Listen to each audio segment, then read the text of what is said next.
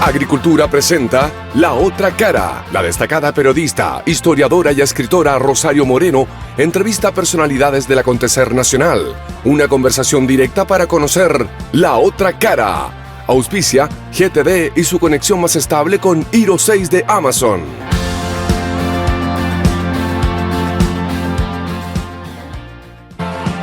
Hola, muy buenos días aquí en otro domingo. Un tema que desgraciadamente podríamos hacer el programa hoy día, el próximo año, el año anterior, porque no ha cambiado, que es la delincuencia en menores de edad. Hoy día vamos a hablar con un experto en eso, porque queremos saber por qué un niño o un joven delinque, qué puede hacer la familia, qué no está haciendo el Estado. Y por eso vamos a hablar con él para que nos dé luces, digamos, de qué es lo que hay que cambiar, qué hay que mejorar. Por eso estamos con Marcelo Sánchez, gerente general de la Fundación San Carlos de Maipo. Les cuento que Marcelo es ingeniero comercial de la Universidad Adolfo Ibáñez, máster en gestión comercial en Madrid, ha sido director de Cercotec y FOSIS en la región metropolitana, es miembro del Consejo Consultivo de Senda, forma parte del Consejo de la Sociedad Civil del Sename y una larga lista de otros cargos, pero no los voy a leer porque si no ocuparía la mitad del programa. Marcelo, ¿cómo estás? Muy bien, Rosario, muchas gracias y muchas gracias a todos los que están escuchando el programa. Bienvenido aquí a la otra cara. Marcelo, ¿cuáles son las características actuales de la delincuencia de menores en Chile? ¿Ha variado algo entre el pre y la post-pandemia y entre el pre y post-estallido social? ¿Ha habido un cambio en cómo se manifiestan los delincuentes menores o sigue todo igual? O sea, lo primero que hay que contextualizar, Rosario, es que cuando entra la ley penal adolescente a desempeñar un rol importante en esta materia, el año 2007, 2008, cuando ya se empieza a implementar, las cantidades de denuncias que habían por involucramiento de niños en actividades delictivas eran del orden de los 80.000, 90.000. Conforme fue pasando el tiempo... Al año. Al año. Yeah. Conforme fue pasando el tiempo, esa cifra fue disminuyendo. Y en la práctica, hoy día, estamos hablando del orden de 21.000 denuncias efectivas. La última bajada importante fue de los 30.000 a los 21.000.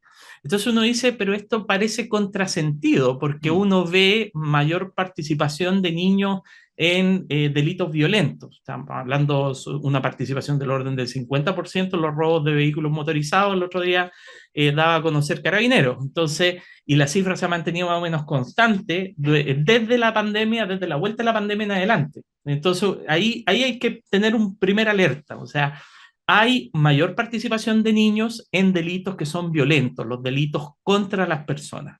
Y si uno analiza las cifras del mercado del Ministerio Público, se da cuenta de que el 17% del total de niños que delinquen explican el 50% del total de delitos, del total de delitos del grupo etario, digamos. Entonces, y cuando uno empieza a mirar ese 17%, y uno dice, ¿qué características en común tiene este 17%?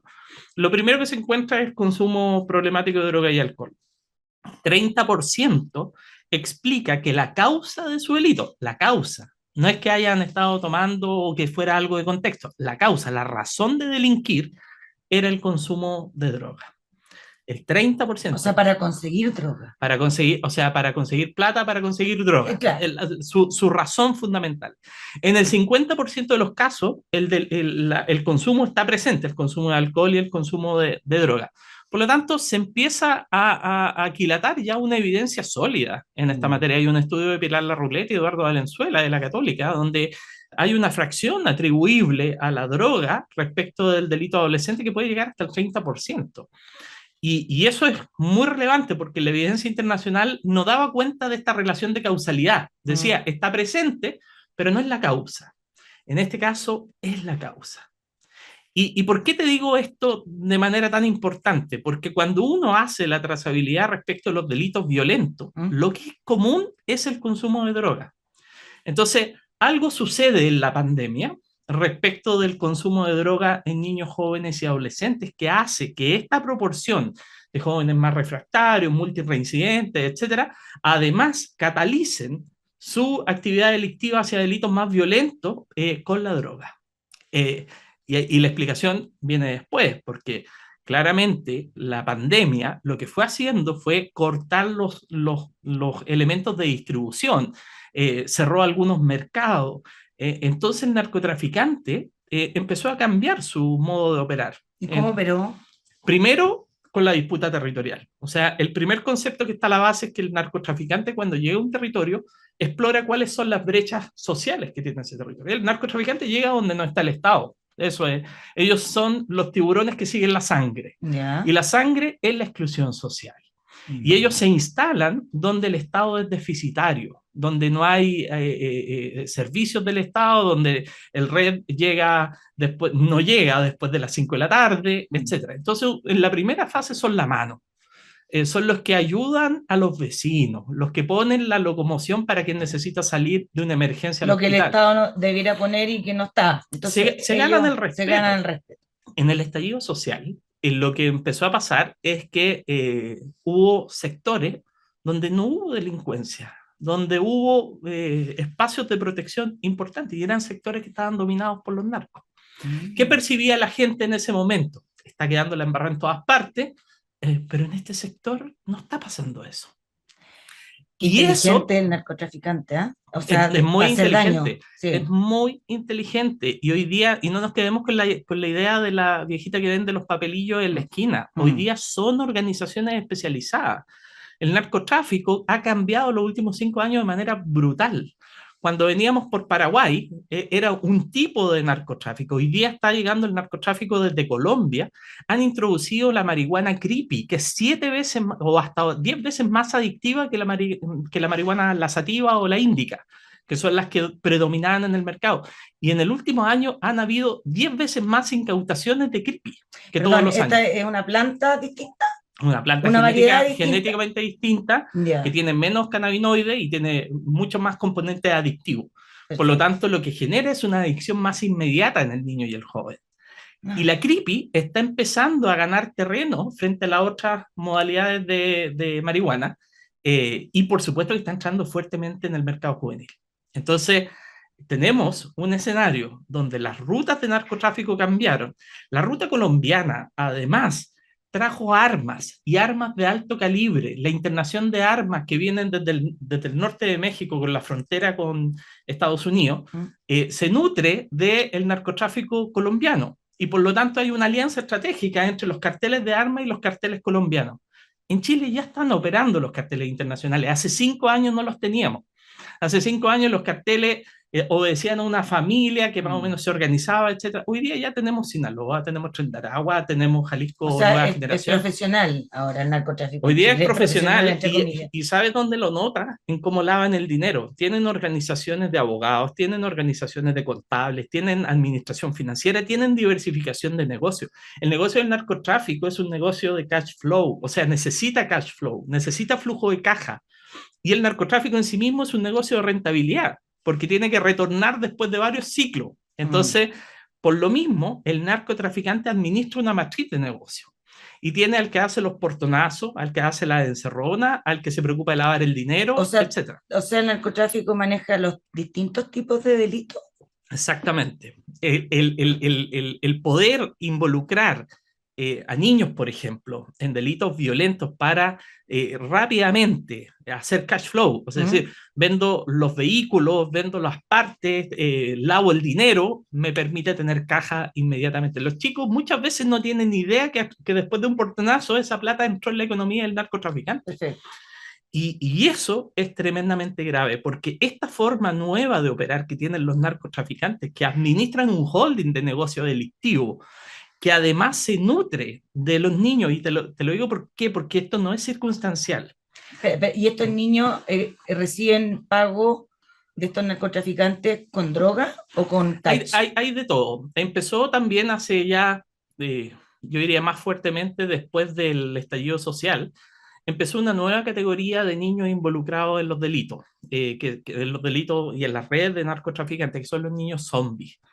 son los niños que reciben su pago en droga y son consumidores de droga y llevan la droga de un lado a otro, hacen algunos actos violentos, son los angustiados que roban desde el celular hasta participan en un portonazo. O sea, y esa categoría la manejan los narcotraficantes, tienen contratistas, entre comillas, que van y buscan niños que están en situación altísima de vulnerabilidad, algunos que han abandonado residencia o los CREAS del Sename, los contactan y les pagan 10, 15, 20 mil pesos diarios para la comisión específica de delitos.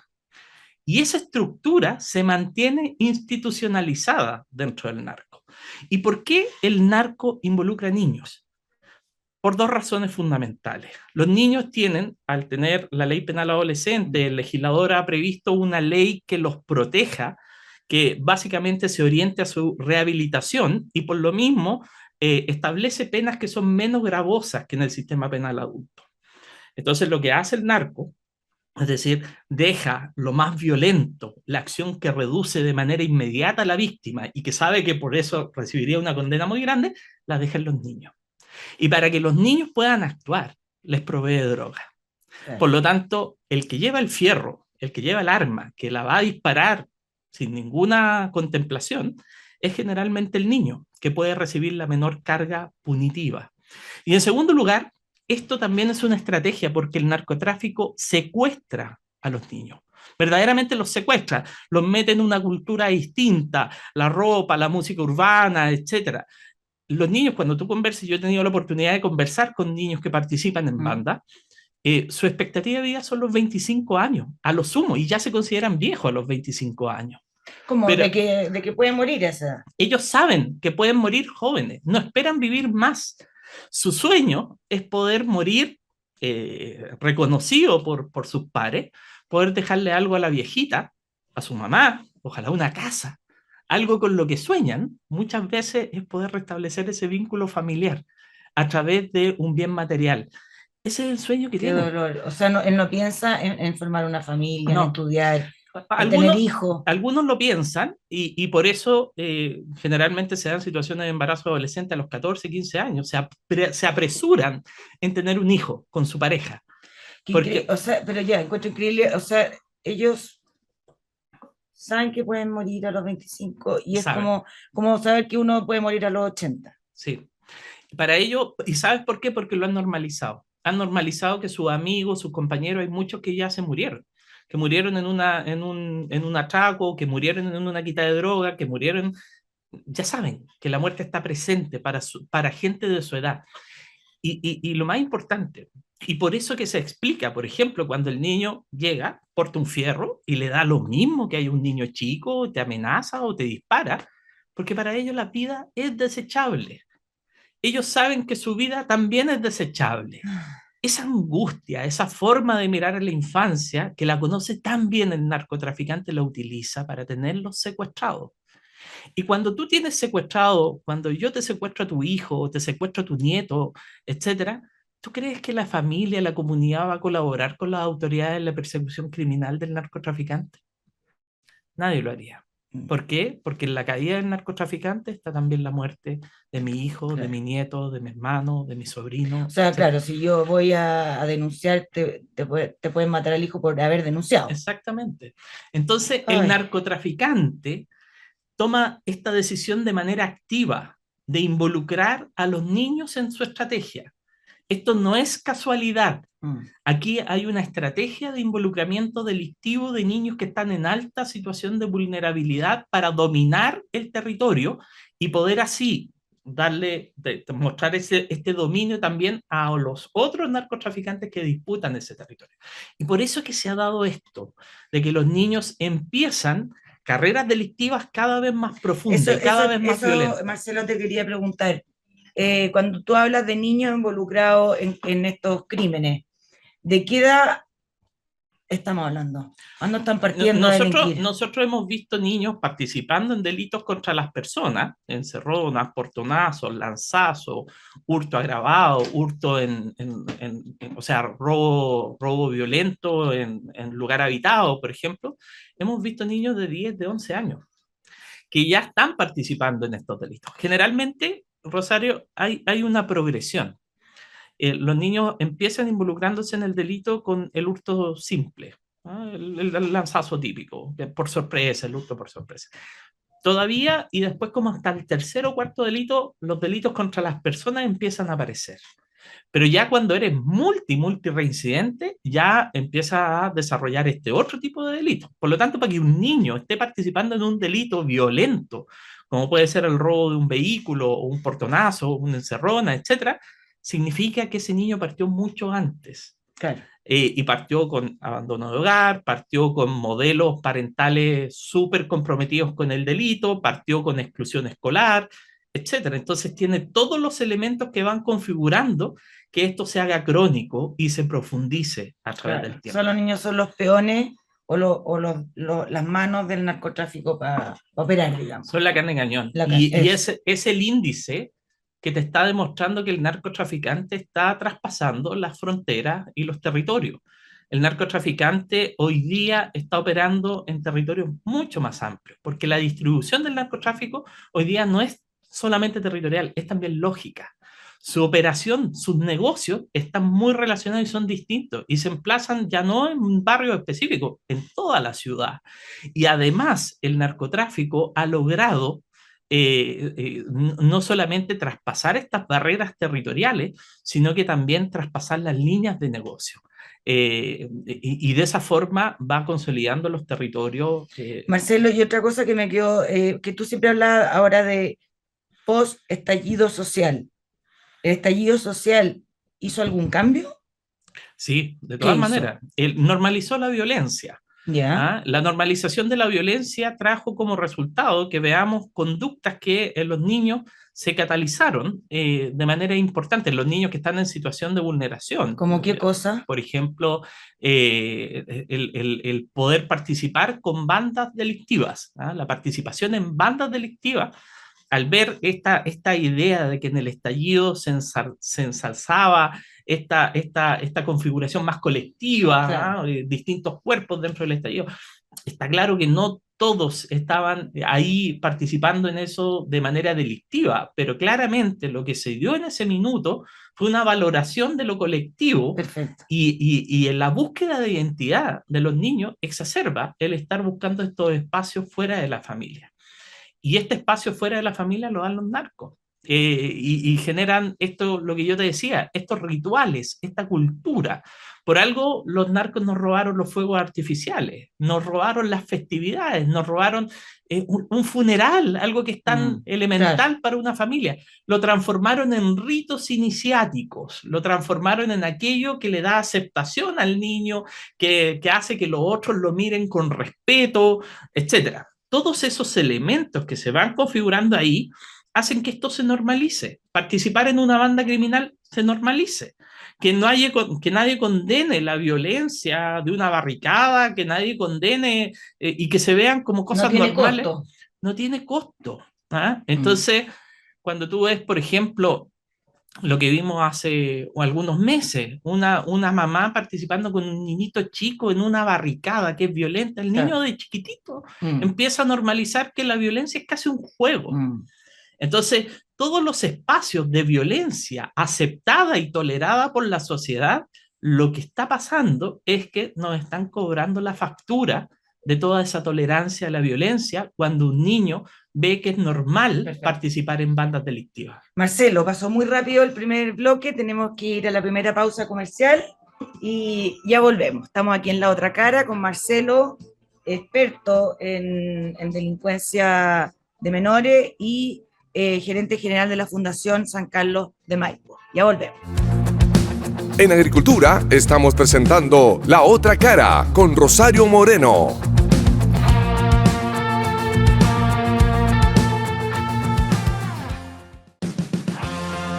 Bueno, aquí estamos de vuelta con Marcelo Sánchez, gerente general de la Fundación San Carlos de Maipo, conversando de los niños que delinquen. Y decía en el primer bloque que ya entre los 10, 11 años ya están participando de delitos. Pero antes de seguir conversando, les quiero contar, buscan las mejores alternativas de inversión, encuéntralas en Bantrust Capital, donde obtendrás un equilibrio entre agilidad, seguridad y altos estándares de probidad. Infórmate en bantrustcapital.cl. ¿Sabías que ahora puedes ahorrar directo en tu Provida app, abrir tu cuenta de ahorro voluntario o cuenta 2 y abonar o girar plata si lo necesitas? Descárgala ya. Marcelo, vamos a hablar después de lo responsable de esto, porque aquí se ha pecado de omisión, claramente. Pero un poco el uso de la tecnología, de internet, de redes sociales, el celular, ¿cómo ha cambiado el comportamiento de los menores que delinquen? Súper buena pregunta, porque también las tecnologías tienen elementos muy positivos, nos acercan, nos ayudan, etc. Ahora, también la pandemia fue un factor catalizador. Cuando tú tienes una relación presencial con alguien, tú regulas tus emociones. O sea, el ir al colegio te permite regular emociones con tus compañeros. Cuando tú estás en una pantalla, no las regulas, no sabes lo que hay detrás de eso. Entonces, estos 2 años de pandemia también afectaron muchísimo en la socialización, especialmente de los adolescentes. Hay 2 momentos en la vida que es muy importante la socialización. En la primera infancia y en la adolescencia. En ambos casos, la plasticidad cerebral es máxima y por lo tanto, lo que se haga en esos momentos va a determinar en gran parte las capacidades que tenga la persona de tener conductas prosociales en el futuro. Entonces, ¿qué pasa cuando tú estás inmerso en la tecnología y vas sustituyendo, por así decirlo, tus centros de gratificación de placer van cambiando? Es lo mismo que pasa con la droga. O sea, hoy día la droga opera sobre los ganglios basales y sobre la amígdala extendida, que para entender un poquito el circuito de la recompensa, básicamente imita ciertos neurotransmisores que hace que uno vaya generando o sintiendo placer con la comida, con el baile, pero cuando es la droga maximiza eso, esa imitación, y por lo tanto alcanza niveles cada vez más altos. Entonces después salir de baile, comer algo, etcétera, no logra la misma satisfacción. Ya, pero la tecnología... La tecnología tiene un efecto muy similar al efecto de la droga.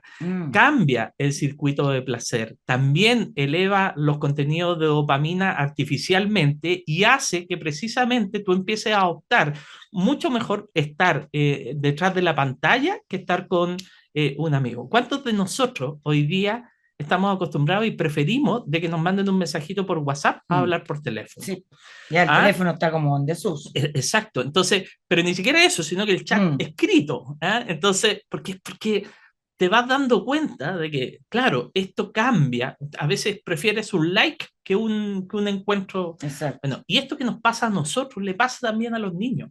Los niños empiezan a transar el estar con alguien por estar en la pantalla, empiezan a transar el estar jugando por estar con la pantalla, estar jugando en línea versus estar jugando afuera. Y entonces se van perdiendo espacios de socialización que son importantes. Por eso la regulación es tan clave en esta etapa. Y si los padres no la tenemos. Si los padres no lo regulan, esta es la próxima de drogadicción del siglo XXI. O sea, las tecnologías operan con el mismo mecanismo que operan las drogas. La evidencia internacional así lo está demostrando. Los primeros estudios están demostrando los impactos que eso tiene. Por lo tanto, hay que entrar a regular. Pero ¿cómo influye en el delito? Bueno, del menor. Hay 2 elementos. Hay un soporte que es la ejecución del delito. Hoy día el acceso a las drogas por la vía del delivery, de las aplicaciones, etcétera, ha ido creciendo.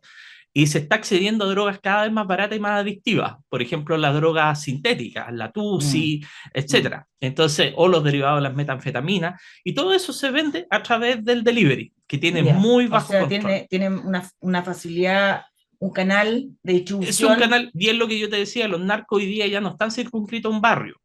Y utilizan a los niños porque tienen la operación tecnológica mucho más desarrollada y por lo tanto pueden llegar a barrios que antes ellos no estaban.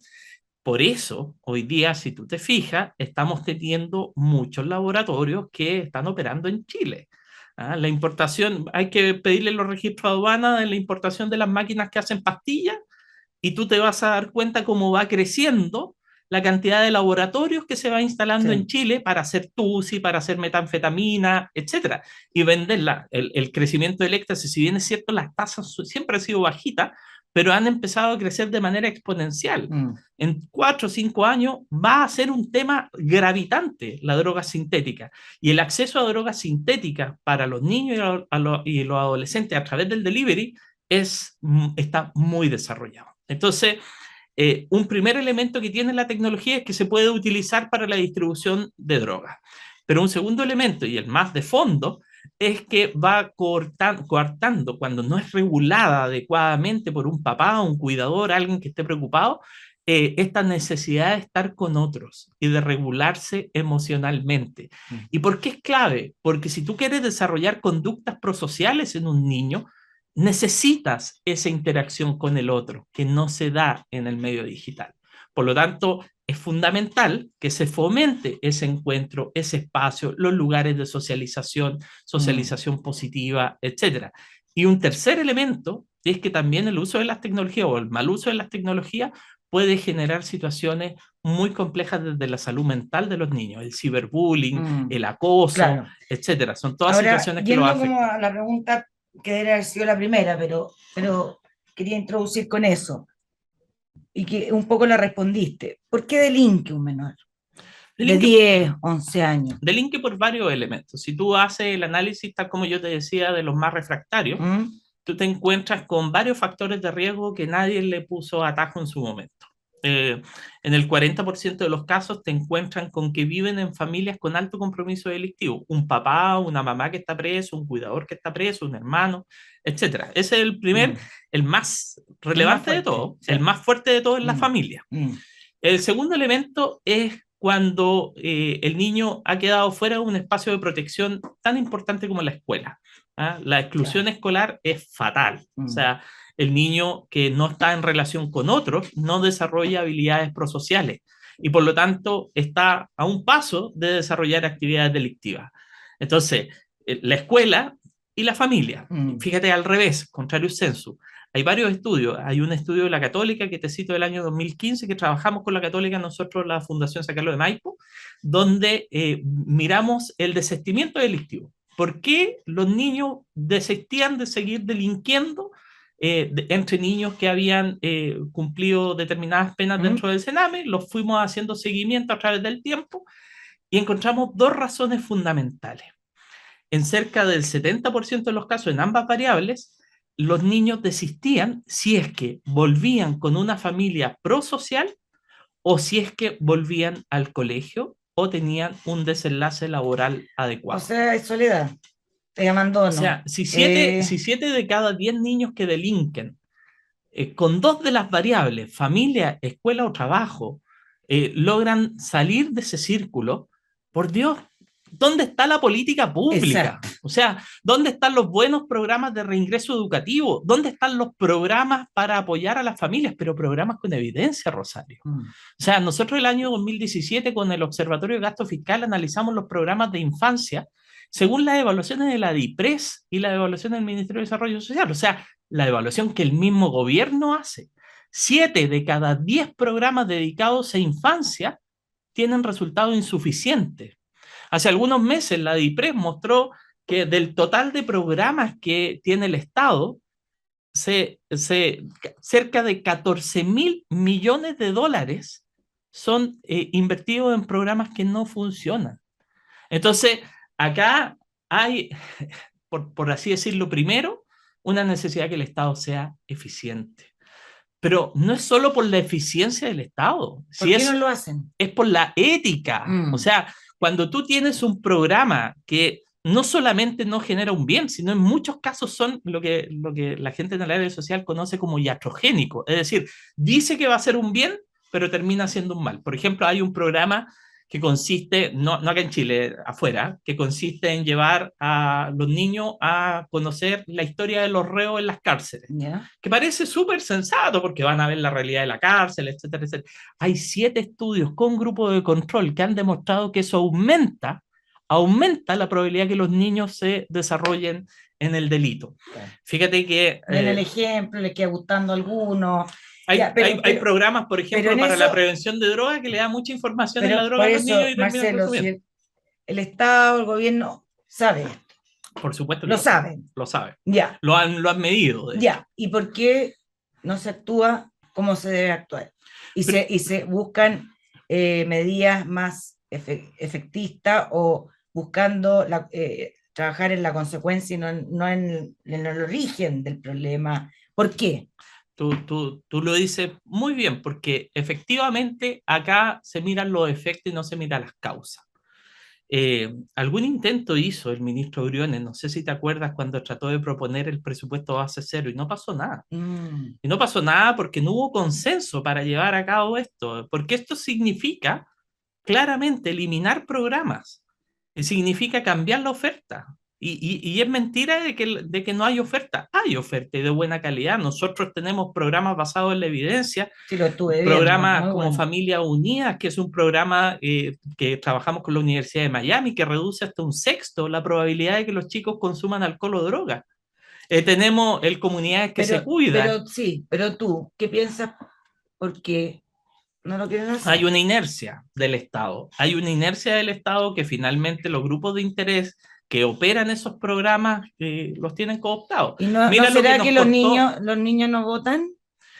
Mira, es peligroso decir eso, porque cuando uno dice los niños no votan, entonces démosle voto a los niños.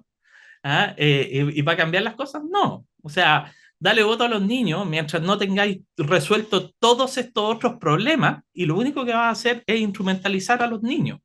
Entonces, es cierto, los niños tienen algo mucho más importante que la votación o que el derecho a voto, que es que el Estado se comprometió hace 30 años con la Convención de los Derechos del Niño a Mm. dotar de una cierta cantidad de derechos a los niños para poder garantizar su bienestar. Y Y, la ley de garantía aportó en eso, pero una ley que no tiene potestad administrativa para hacerlo cumplir, que no sanciona a los culpables, que no establece un catálogo amplio de estos derechos, cómo se operacionalicen, es muy poco eficiente. Y eso, podemos decir que el Estado en Chile viola los derechos humanos de los niños al no velar, vulnerables, al no velar por darle protección a la familia, por darle educación de calidad. no lo digo yo, lo dice el Comité de Derechos del Niño, ¿ah? Y el Comité de Derechos del Niño establece la responsabilidad del Estado en esto. Tú sabes que los derechos humanos tienen que ver con la forma en que agentes del Estado vulneran los derechos de los Exacto. ciudadanos. ¿Mm? Y claramente aquí hay una invisibilización de los derechos de los niños, de sus derechos fundamentales durante años. ¿Ah? Esto no es solo un gobierno, sino Claro, que han no, sí sido sé, por eso, pero décadas. el Estado está violando los derechos humanos de los niños. Hoy día en la práctica sí. Hoy día tiene también que el Estado demostrarlo ante el Comité de Derechos del Niño que los cambios que se han estado haciendo realmente garanticen la no repetición de las graves vulneraciones de derechos que han enfrentado. Te doy un dato. La Comisión de Explotación Sexual Comercial Infantil investigó el tratamiento del Estado. Tú sabes que no tenemos cifras actualizadas desde el año 2004, en que se cifraban en cerca de 4.000 niños, niñas principalmente, víctimas de explotación sexual comercial infantil. Hoy día, con la inmigración irregular, Mm. con el desarrollo económico, con un montón de otras variables, esa cifra debe ser prácticamente el doble. Sí. Como dato, cerca del 25% de las niñas que están en explotación sexual comercial infantil solamente pueden acceder en la red de Sename. O sea, estamos hablando de que de los, no sé, 17 programas que atienden alrededor de 1.700 niñas, eso corresponde apenas al 25% de la real demanda. Sí. Y eso te lleva a pensar de que por lo menos hay 8.000 niñas en explotación sexual comercial infantil. Nosotros nos comprometimos en el primero, en el segundo, en el tercero, en el cuarto marco para la acción ante los organismos internacionales. El Estado de Chile se comprometió a erradicar la explotación sexual comercial infantil y acá está creciendo. Fuerte. Es como que uno queda para adentro. Eh, ¿Cómo se ve a sí mismo un menor que delinque? ¿Se encuentra delincuente? ¿Lo encuentra choro? ¿O es por soledad, por esto que no tiene colegio o por la familia?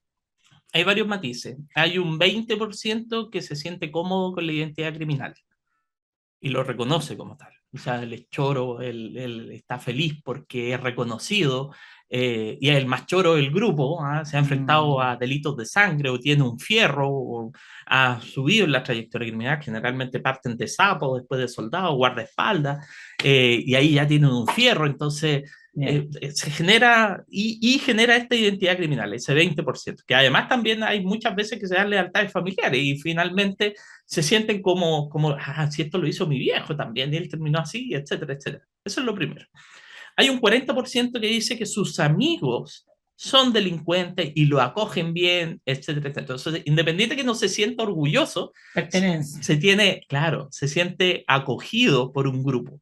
Entonces, tenía un 20% que se siente orgulloso, tenía un 40% que se siente acogido.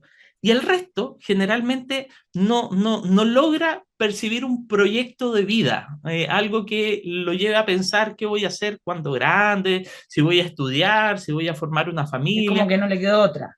Como que no le quedó otra, pero que siente que tiene que hacer algo por proteger a su familia, por llevarle platita a la viejita, etcétera. O sea, ellos no ven esto como no se quedan en la consecuencia del delito. O sea, ellos sienten de que el poder llevar recursos a su casa, pagarse su ropita, darle unas luquitas a la viejita, etcétera, es parte de su trabajo. Y son muy pocos los que logran darse cuenta de lo que significa que ellos estén involucrados en delitos que muchas veces terminan en delitos de sangre. Entonces, que lo que falta ahí, falta obviamente protección, pero protección temprana, Rosario, porque estamos llegando demasiado tarde, llegamos cuando las conductas ya están desatadas. Y que no se puede revertir. No, se tiene que... Mira, ¿Cuándo hay que tomar un niño? Todos los programas de parentalidad, toda la evidencia que hay internacionalmente en materia de parentalidad dice que los niños tienen un vínculo fuerte con los padres y cuidadores hasta los 13 años. Ya. Después de los 13 años, los niños buscan independizarse, buscan amigos, buscan cualquier otra, pero quedan totalmente mucho más desafectados de la familia. Por lo tanto, tú tienes que intervenir antes de los 13 años. Tienes que intervenir desde la primera infancia, donde empiezan a aparecer los factores de riesgo. No cuando aparece la conducta, porque cuando aparece la conducta te cabe la rehabilitación y la rehabilitación tiene resultados muy pobres. Hay que reforzar los lazos familiares, hay que reforzar la buena educación, hay que... Todo. Hay el involucramiento parental, el marco normativo, la regulación emocional que se da en la escuela. ¿Por qué es tan importante? Porque tú vas generando, cuando tienes vínculo, vas girando en base a esa cuenta corriente. Los niños van a hacer un cambio de conducta en la medida que tengan un vínculo contigo. Claro. No le obedecen a fulanito, fulanita, le obedecen al papá, al qué sé yo, al profesor, a la profesora, etc. Y van generando esos cambios positivos. Entonces, hay que llegar antes. Nosotros llegamos antes, ponte tú, tenemos programas como PMTO, que es parentalidad que motiva con ternura y optimismo, que trabaja tempranamente. Ustedes se tienen que haber reunido en muchas ocasiones con autoridades de distintos gobiernos. Sí. Y le han hecho ver que los programas que ellos hacen van a las consecuencias, no a las causas. Sí. Y ustedes me imagino que le dirán, oye, ¿por qué no va a las causas? ¿Qué responden? Mira, nosotros tuvimos una buena respuesta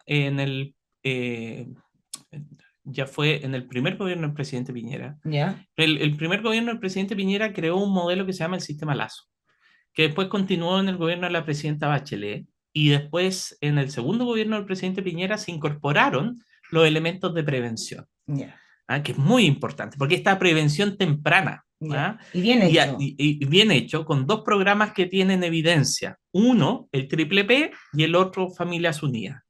Uno para lo que es prevención universal y uno para prevención un poquito más selectiva, es decir, donde hay un riesgo intermedio, y Familia Unida es eficiente en reducir la probabilidad que los chicos entren en consumo de alcohol y de droga. Por lo tanto, ambos programas formaban un eje muy sólido.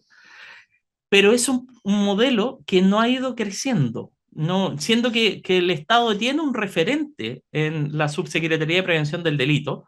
El Senda, de alguna forma, ha incorporado, por ejemplo, un modelo que es muy importante, que es el Planet Youth, pero podría complementar esa oferta con programas pero desde que asumió Boric, estos programas, así como los liceos bicentenarios, van hacia la baja. Estos programas se han mantenido, van a la baja, se van a aumentar. ¿Qué pasó? O sea, no hemos visto disposición a que se aumenten, y evidentemente falta mucho para decir si es que se van a cerrar o no se van a cerrar, se van a modificar, etcétera. Pero claramente, aunque se mantengan estos programas en el sistema Lazo, o hasta que se mantenga el sistema Lazo, es absolutamente insuficiente. Sí, claro. Es una gota en el océano. Pero ¿a qué voy? El Estado tiene un modelo a seguir.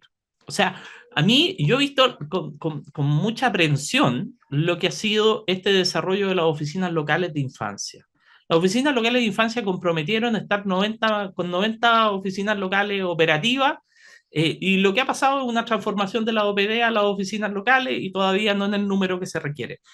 Pero le hace falta un modelo preventivo que tenga evidencia y un pool de programas que ayuden a cumplir esa evidencia. Perfecto. Bueno, pasa rápido, Marcelo. Vamos a tener que ir a la segunda pausa comercial. Estamos conversando con Marcelo Sánchez, experto en delitos de menores, gerente general de la Fundación San Carlos de Maipo. Ya volvemos. En Agricultura estamos presentando La Otra Cara con Rosario Moreno.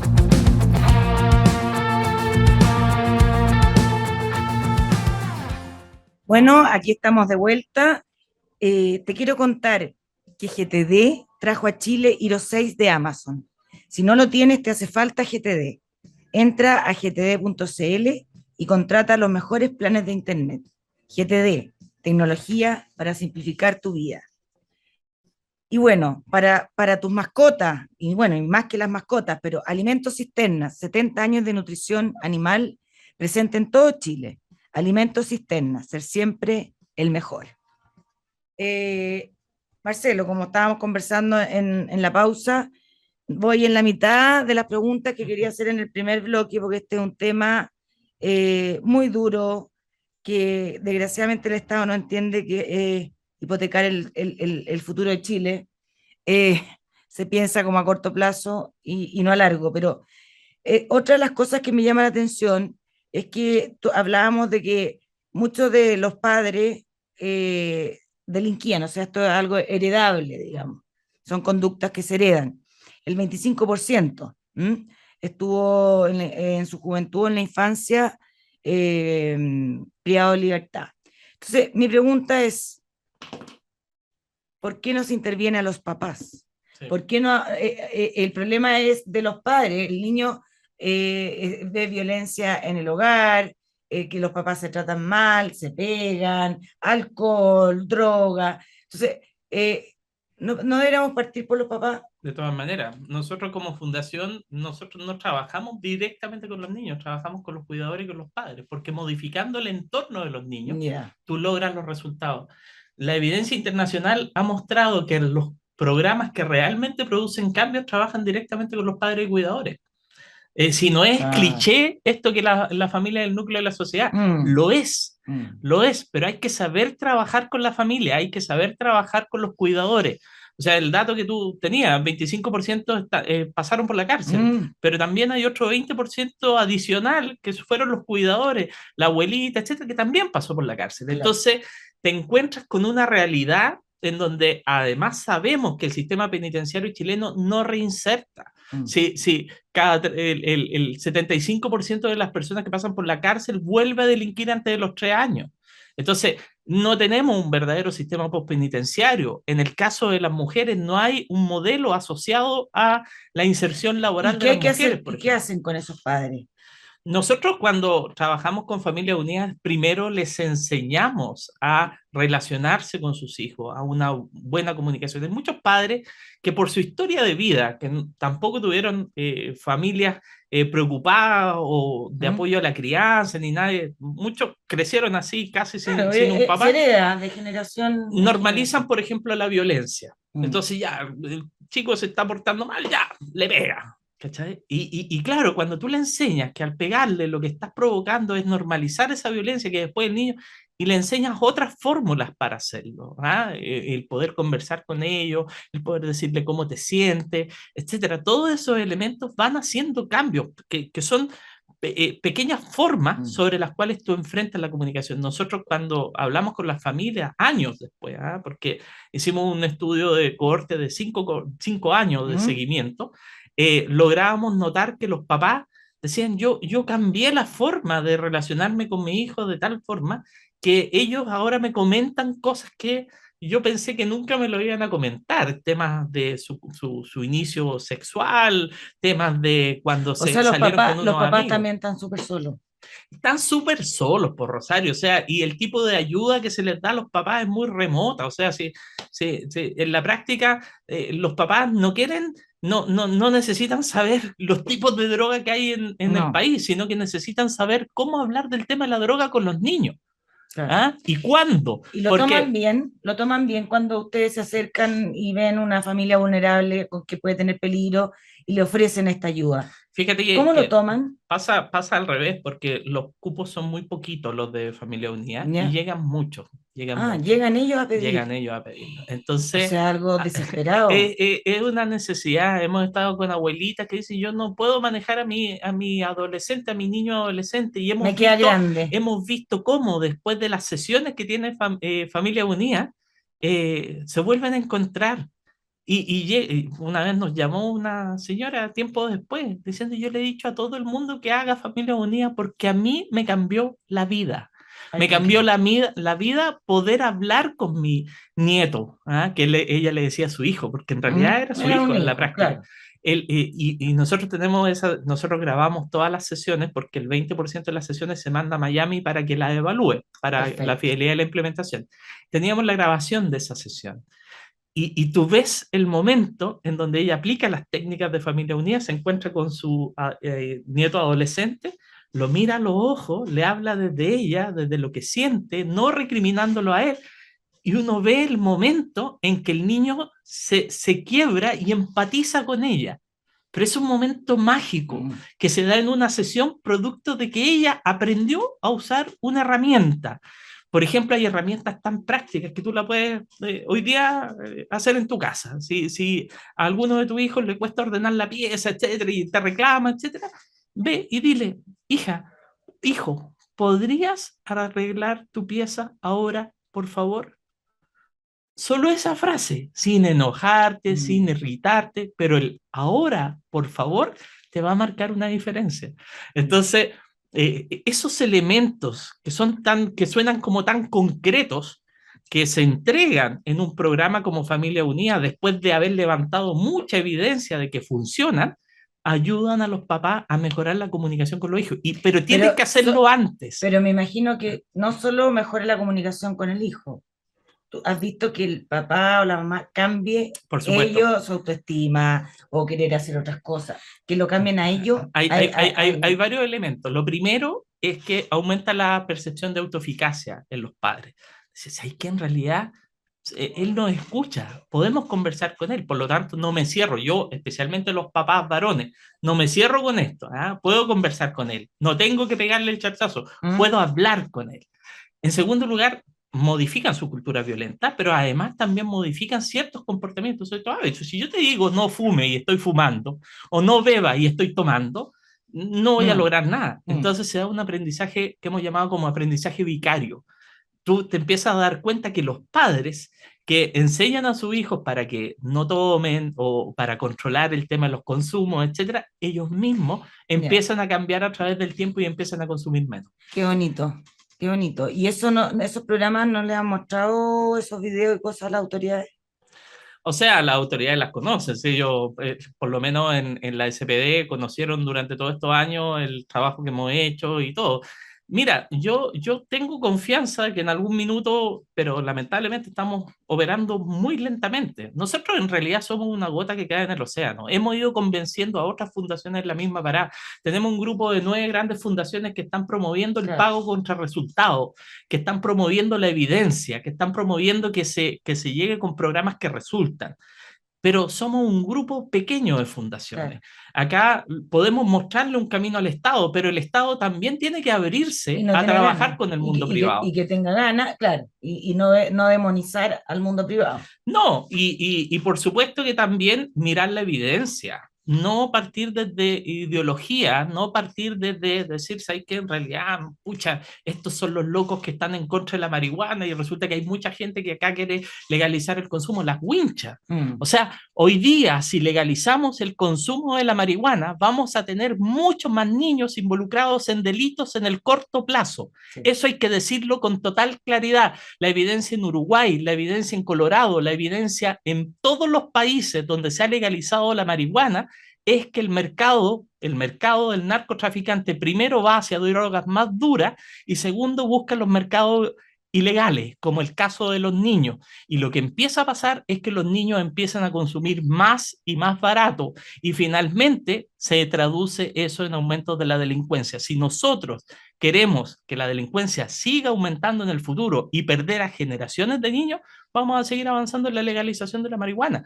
Y pierde cuidado, probablemente la agenda está en eso, ¿ah? Pero veamos cuáles van a ser los costos de esa medida.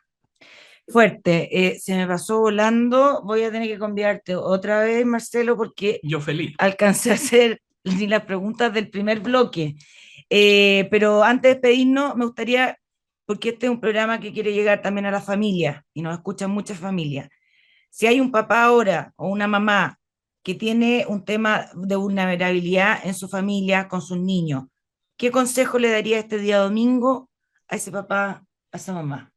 Lo primero es que escuche a los niños, que valide lo que están sintiendo, que tenga el espacio de comunicación, que comparta ciertos intereses, que lo acompañen, pero que lo haga tempranamente, ¿ah? Que no espere a que pasen las cosas. Tenemos hasta los 13 años para jugar esa carta. Tenemos que jugarnos la carta del vínculo. En la medida que nuestro vínculo es más positivo, más cambios vamos a lograr. Vamos a lograr protegerlos de la droga, vamos a protegerlos de la exclusión escolar, vamos a protegerlos de los amigos equivocados. Por eso que es tan importante tener estos espacios de compartir con los niños, de validar sus sentimientos, de compartir intereses con ellos. Escucharlo. Bueno, muchas gracias. Estamos llegando al final del programa. Preocupante todo lo que hablamos con Marcelo. Te voy a convidar en otra ocasión, por favor, porque no llegué ni al Sename, o sea, lo que queda del Sename y Mejor Niñez, que también creo que es muy importante que lo analicemos, a ver si eso está ayudando o va jugando en contra. Pero bueno, por ahora, este fue el primer capítulo. Muchas gracias, Marcelo, por venir a La Otra Cara y nos vemos la próxima semana. Muchas gracias. En Agricultura fue La Otra Cara con Rosario Moreno. Auspicia GTD y su conexión más estable con Hero 6 de Amazon. Producción Doris Mora.